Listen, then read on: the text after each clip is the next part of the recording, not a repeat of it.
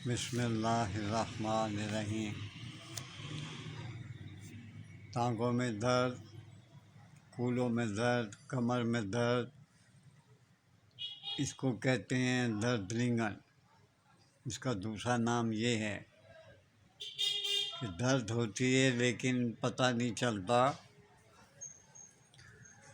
दर्द होती है लेकिन पता नहीं चलता टांग में किस तरफ दर्द है। अगर पता चल जाए तो इंसान दबाता रहता है, कपड़ा बांध के ज़ोर से बांध देता है, लेकिन ये तरीका नहीं है।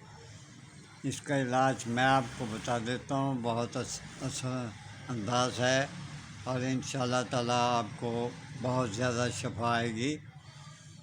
याद रखिए, मैं नोट करवाता जाऊँगा और आप लिखते जाएं। असगंध, काफ नून दाल गंध, असगंध। सताबर, सीन ते अलिफ वाव रे वर, सताबर। सैम्बल, सीन नून दो आँखों वाली ये भी सैम्बल।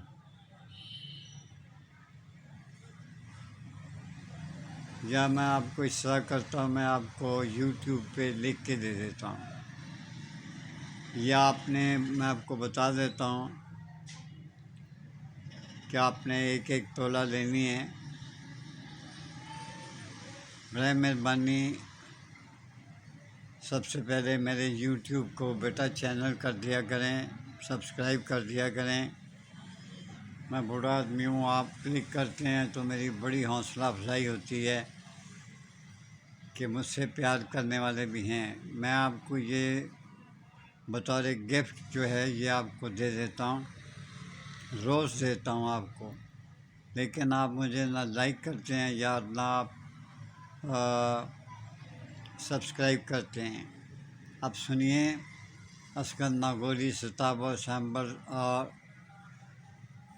सूंड बधावा, ये सब आप एक एक तोला लेंगे। बारीक पीस